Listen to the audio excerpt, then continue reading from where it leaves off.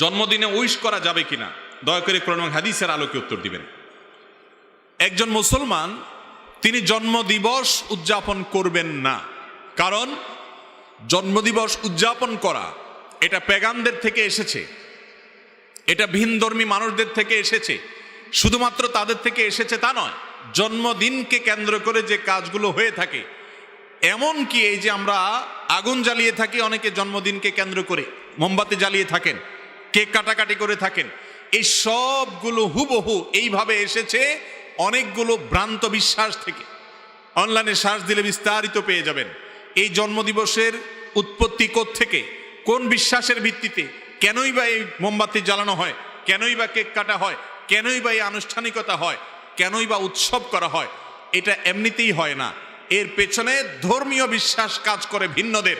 একজন মুসলমান কখনো অন্য ধর্মের মানুষের ধর্মীয় বিশ্বাস ধারণ লালন করতে পারেন, অন্তত তাদের সাথে সাদৃশ্য হয় সেজন্য এটাকে তিনি বয়কট করবেন। মুসলমান কখনো অযথা, অহেতুক এবং অযৌক্তিক কাজ করতে পারে না। মুসলমানের প্রত্যেকটা কাজের পিছনে কি থাকবে? যুক্তি থাকবে, কোনো একটা অবশ্যই তার পেছনে যৌক্তিক কারণ কাজ করবে। আপনার জীবন থেকে একটা বছর খসে গেল, আপনার জন্মদিবস আসলো, ধরেন আগামীকাল আপনার জন্মদিন, তার মানে হলো আপনাকে আল্লাহ যত হায়াত দিয়েছে তার থেকে একটা বছর চলে গেছে, পরবর্তী বছর আবার ওই দিনে আসলো, মানে আরেকটা বছর চলে গেছে। আপনার হায়াত থেকে একটা বছর চলে গেলে এটা কি খুশি হওয়ার কথা না কান্দার কথা? আমাদের কিছু কিছু উৎসব আছে যে উৎসবগুলোর কোনো আগা মাথা খুঁজে পাবেন না।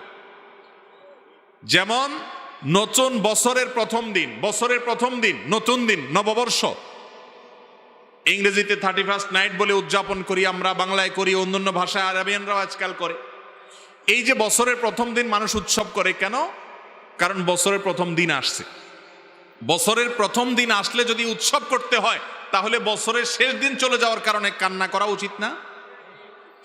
যার আগমনে আনন্দ হয় তার বিদায়ে বেদনা হওয়ার কথা না? যার আসলে খুশি হয় সে চলে গেলে কষ্ট লাগবে না? অথচ দেখবেন যারা এই নববর্ষ উদযাপন করে, আমাদের যুবকদের অনেক উৎসব করে, তাদেরকে জিজ্ঞাসা করেন যে বন্ধু, তুমি যে বছরের প্রথম দিন আসার কারণে উৎসব করেছ, বছরের প্রথম দিন আসাটা, নতুন বছর আসাটা, এটা যদি আনন্দের কারণ হয়, তাহলে এই বছরটা চলে যাওয়া সেটা তো অবশ্যই বেদনার কারণ হওয়ার কথা।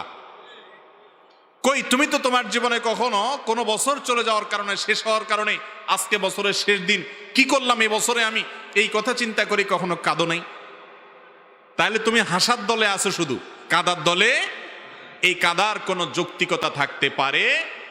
যারা নিজেদেরকে বিজ্ঞান মনস্ক দাবি করে, যারা নিজেদেরকে দাবি করে যে তারা যুক্তি লজিকের বাইরে কখনো কোনো কিছু করে না, তারা ধর্ম পালনকারীদেরকে আঘাত করে, আক্রমণ করে নানা অজুহাত দিয়ে, এই লোকগুলো যখন এই সমস্ত অযৌক্তিক দিবস পালন করে এবং উদযাপন করে, তখন আর বুঝতে বাকি থাকে না যে তাদের কথা এবং কাজে মিল নেই। এজন্য কোনো মুসলমান জন্মদিবস উদযাপন করবে না। জন্মদিবস এটা উদযাপনের কিছু না। একটা নতুন বছর শুরু হলো আমার জীবনে, এটা আমার জন্য বেদনার যে একটা বছর চলে গেছে, অনেক সুযোগ আমার জীবন থেকে, 360-65 দিনের একটা সুযোগ প্যাকেজ চলে গেছে, পার হয়ে গেছে, এটা আনন্দের কোনো উপলক্ষ না। অতএব আমাদের মুসলমানদের মধ্যে অনেকের মধ্যে হীনমন্যতা কাজ করে। তারা মনে করে পশ্চিমারা যেগুলা করে এগুলো করলে বোধহয় ভদ্র হওয়া যায়, স্মার্ট হওয়া যায়, শিক্ষিত হওয়া যায়, আধুনিক হওয়া যায়।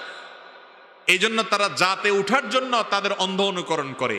অথচ একজন মুসলমান তিনি এই সমস্ত ভিনধর্মী কালচার, ভিনদেশি কালচার, অযৌক্তিক কালচার, এগুলোর পেছনে পড়ার কথা না। অতএব কোনো মুসলমান জন্মদিবসকে কেন্দ্র করে না কিছু করবেন, না কাউকে উইশ করবেন। এটা উইশ করার কোনো জিনিসই না। নবী করিম সাল্লাল্লাহু আলাইহি সাল্লাম 2 ঈদে উইশ করেছেন, ভালো কিছু অর্জন করেছে, আপনি কাউকে সাহস দিয়েছেন, ভিন্ন কথা। কিন্তু জন্মদিবস কেন্দ্রিক কোনো শুভেচ্ছা জানানো, উইশ করা, এরকম কোনো কিছু কোরআন হাদিস থেকে প্রমাণিত নয়। মুসলমান সে কখনো ভিনধর্মীদের কালচারের অনুসরণ করতে পারে